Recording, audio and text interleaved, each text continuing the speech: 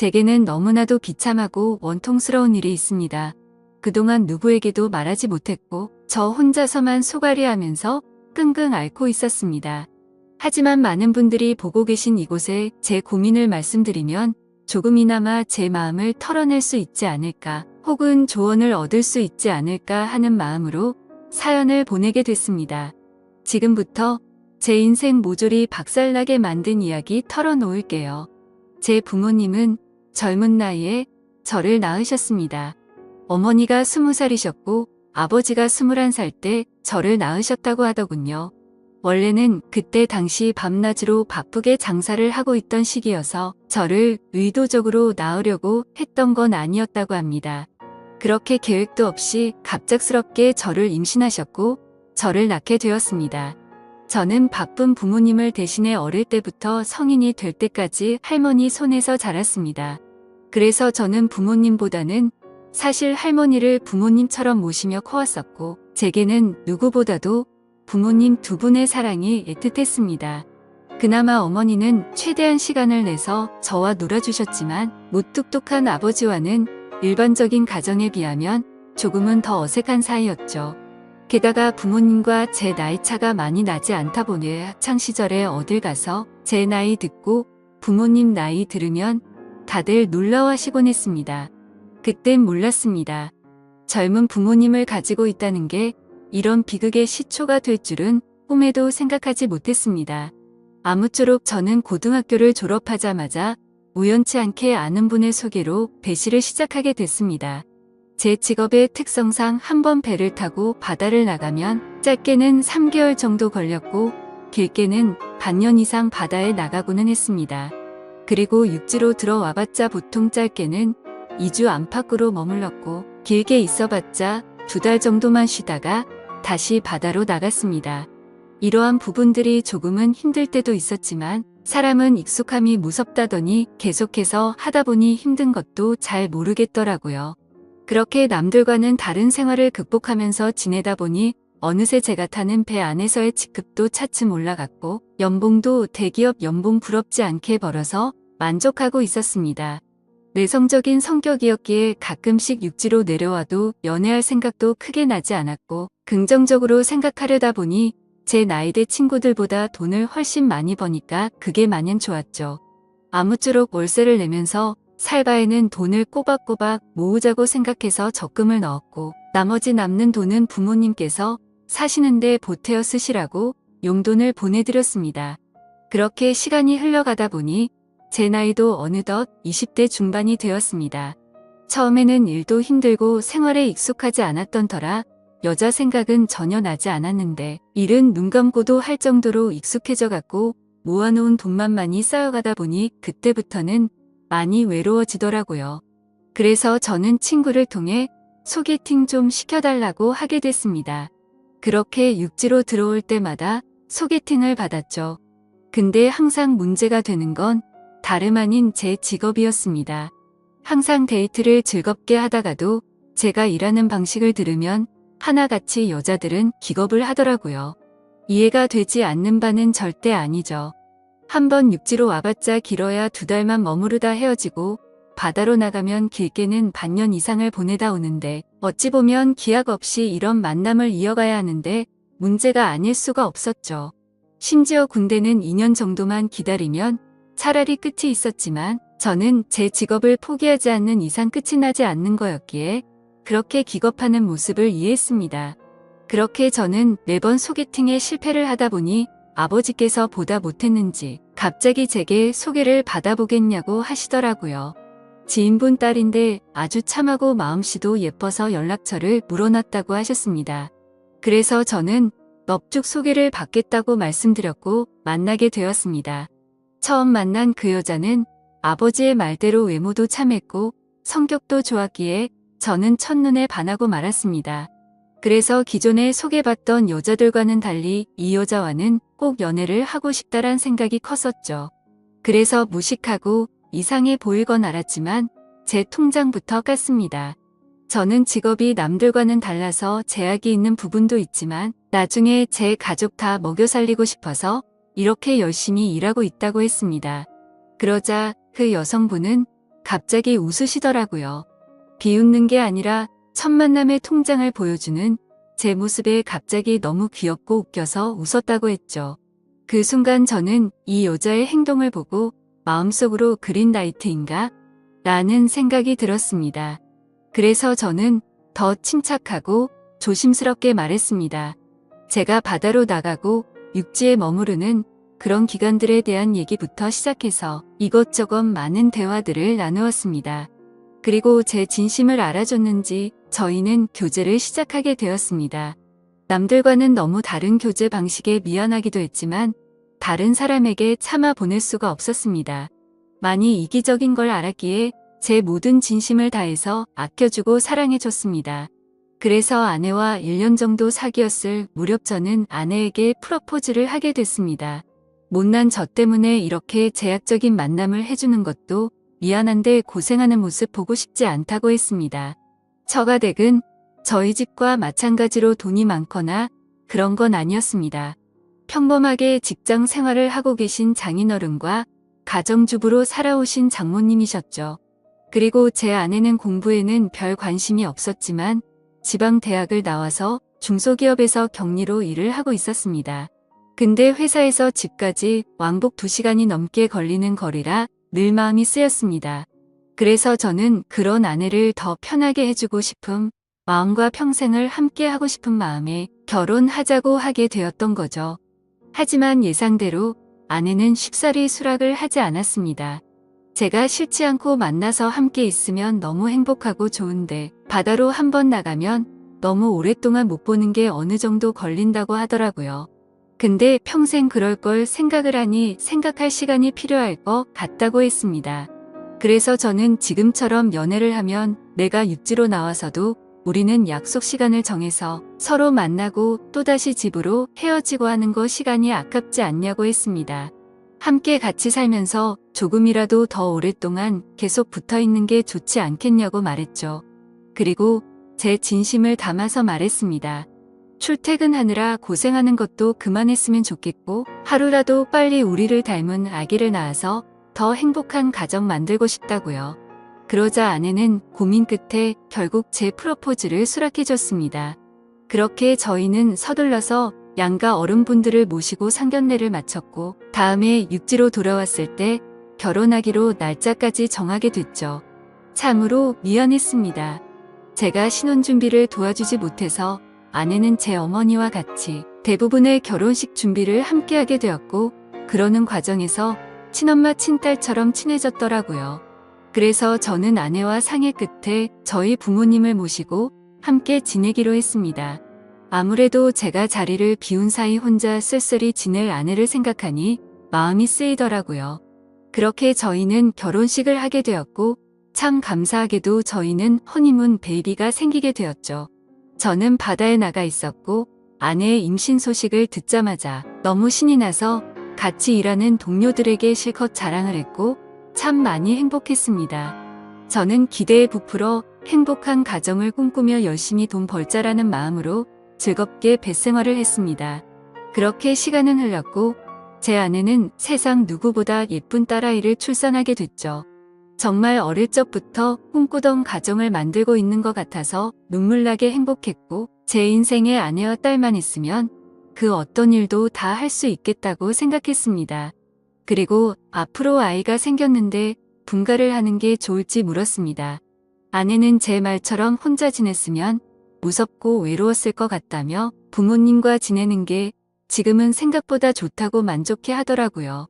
저희 부모님도 아내가 참 예쁘고 일도 잘해서 너무 사랑스럽다고 칭찬 일색이셨고 같이 지내면서 손주도 보면 좋을 것 같다고 하셨습니다.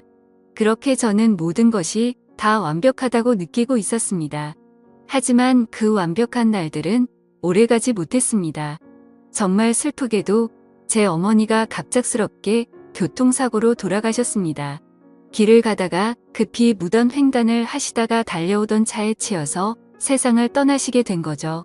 그때는 어머니를 잃은 슬픔에 잠겨 다른 생각들은 전혀 할 수가 없었습니다. 그로 인해서 앞으로 벌어질 비참한 비극은 생각조차 못했습니다. 어머니를 잃은 슬픔에 잠시 일을 쉬었고 저는 다시 저희 가정을 먹여 살리기 위해 다시 배를 타기 시작했습니다. 그래서 그날부터 저희 집에는 제 아버지와 아내, 그리고 딸아이만 있었죠. 어머니를 잃게 됐지만 아버지는 생각보다 괜찮으셨고 제 아내는 우울 증세가 올 정도로 많이 슬퍼했습니다. 친엄마처럼 따르고 지냈었기에 정말 많이 힘들어 하더라고요. 그래서 저는 아내가 걱정되어서 시간이 날 때마다 연락을 했고 아내는 걱정 말라며 괜찮게 지낸다며 시아버지 또한 잘 지내고 있다고 하더군요. 그런 모습에 저는 점점 아내의 우울 증세가 나아지고 있구나 하고 안심을 했습니다. 그렇게 제 어머니가 떠나가신 지 1년이란 시간이 지났습니다. 제가 다시 바다로 떠난 지 얼마 안 되어서 아내는 임신을 했다고 연락이 왔습니다. 그때도 첫 아이를 가졌을 때처럼 저는 정말 미친 듯이 기뻤습니다. 하늘나라로 가신 어머니가 저희 슬프게 지내지 말라고 선물로 아이를 보내줬다고 생각했습니다. 그날은 어머니 생각이 더 많이 나서 눈물로 밤을 지새웠던 것 같아요. 시간이 또 빠르게 흘러갔고 제 아내는 둘째로 사내 아이를 출산하게 됐습니다. 저는 제 어깨가 더 무거워졌지만 행복했습니다. 사랑하는 아내와 제 2명의 자식들을 위해선 못할 게 없었으니깐요. 이 세 사람을 제 인생의 축복이라고 생각하고 사명감을 갖고 더욱 열심히 살았습니다. 그런데 뭔가 이상한 점이 분명히 있었습니다. 제가 한 번씩 육지에 머무를 때를 생각해보면 아버지는 둘째 아들을 유독 좋아하셨습니다. 첫째 손녀를 낳았을 때는 보여주신 적 없던 모습들을 종종 보여주셔서 뭔가 이상했죠. 손녀 때는 그냥 좀 시큰둥하시던 분이 둘째는 너무 사랑스럽게 대하시기에 저는 단순히 딸이 아니라 사내 아이라서 저렇게 좋아하시는 건가라고 생각했었습니다. 그러던 어느 날 제 인생에서 가장 비참하고 충격적인 순간의 날이었습니다. 날씨가 좋지 않은 바람에 저희는 예전보다 일찍 하선을 하게 되었습니다. 그래서 깜짝 놀래켜주고 싶은 마음에 미리 연락 없이 즐거운 마음으로 집으로 향했죠. 그때 시간은 한창 아이들이 유치원에 가 있을 시간이었습니다. 저는 저를 보고 반가워할 아내를 상상하며 현관문 비밀번호를 누르고 들어갔습니다. 그런데 뭔가 느낌이 쎄하더군요. 문을 열자마자 아내가 반가워하면서 뛰쳐나올 거라 생각했는데 아무 말도 없이 안방에서 조용한 인기척만 들리더군요. 설마 아내가 딴 남자와 불륜 짓을 하는 건가라는 생각에 극도로 심장이 쿵쾅거렸습니다. 불길한 예감을 안고 그대로 신발도 벗지 않고 달려 들어가서 안방 문을 벌컥 열었습니다. 아니다 다를까. 불길한 제 예감은 적중했고 제 예상대로 아내는 바람을 피우고 있었습니다. 근데 더 충격적인 건 진짜 상상조차 못한 현장을 목격했기 때문이죠. 저는 아내가 바람을 피워서 다른 남자를 집안에 끌어들였구나 생각만 했지 제 아내와 함께 있었던 상대가 제 아버지일 거라고는 감히 상상조차 하지 못했습니다. 안방문을 여니 아버지와 아내는 다급하게 옷을 입고 있었고 저와 눈이 마주쳤는데 저는 정말 어떤 심정이 들었을까요? 너무 충격을 받은 저는 그 자리에서 주저앉았습니다. 생전 처음 알았습니다. 사람이 얼마나 충격을 받으면 주저앉는지를 말이죠. 멍하니 넋 없이 아무 말도 못하고 있었습니다.